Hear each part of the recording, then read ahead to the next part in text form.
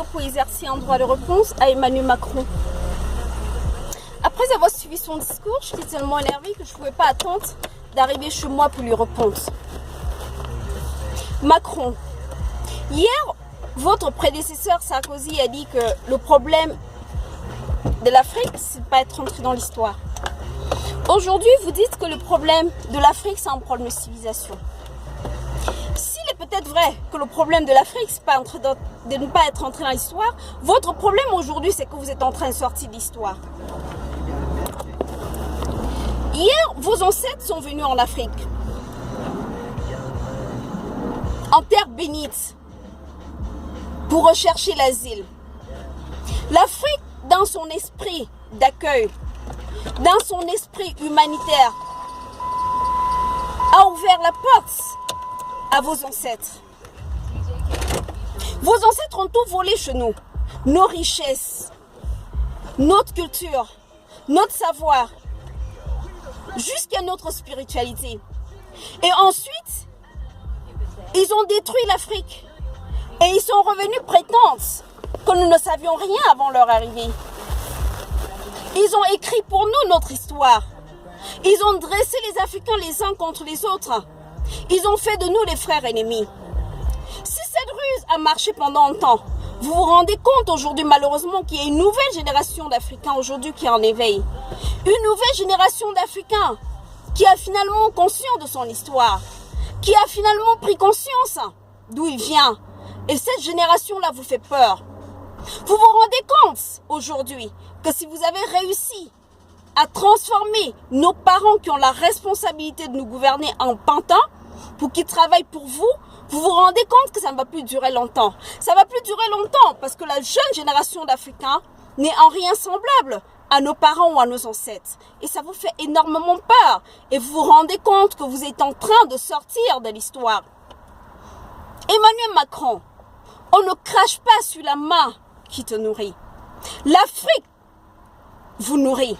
C'est grâce à l'Afrique que l'Europe et par-delà même la France survit encore. C'est par l'exploitation de nos richesses que vous survivez. À peine tu es devenu président de la France, tu as déjà effectué au moins 2 voyages en Afrique.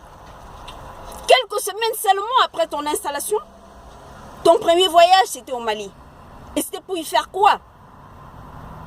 Aujourd'hui, tu fais semblant de déplorer le terrorisme. Vous avez créé le terrorisme pour nuire aux autres pays du monde. Mais par effet boomerang, ça vous retombe à la figure. Vous envoyez vos militaires, par exemple au Mali et partout en Afrique, pour prétendre lutter contre ce terrorisme. Mais on a vu vos militaires dans les sous-sols au Mali en train d'exploiter l'or malien. Vous continuez à voler nos richesses. Mais ça ne va plus durer, Macron. Et ça, tu le sais. Tu le sais parce que tu te rends compte aujourd'hui la prise de conscience générale en Afrique. Et ça te fait énormément peur. Dans l'égoïsme qui caractérise fondamentalement les Européens, vous ne faites pas d'enfants. La preuve, tu as épousé une femme qui a l'âge d'être ta grand-mère. C'est ta vie, je ne m'initie pas là-dedans. Dans ton égoïsme, tu n'auras jamais d'enfants.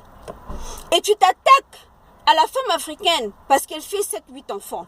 C'est vrai qu'il est normal que les familles fassent des enfants proportionnellement à leurs moyens. Mais vous ne réussirez jamais à transformer les Africains en égoïstes comme vous. La femme africaine continuera à faire des enfants. Vous avez même créé des vaccins pour venir stériliser les femmes africaines. Mais ça n'a pas marché parce que nous avons découvert la ruse. L'avenir de l'Afrique aujourd'hui est dans sa population. Regardez, l'Europe se meurt. En France aujourd'hui, il n'y a plus de blancs. Les blancs n'accouchent plus. La preuve, vous-même Macron, vous n'avez pas d'enfants. Du coup, votre race est en train de se mourir.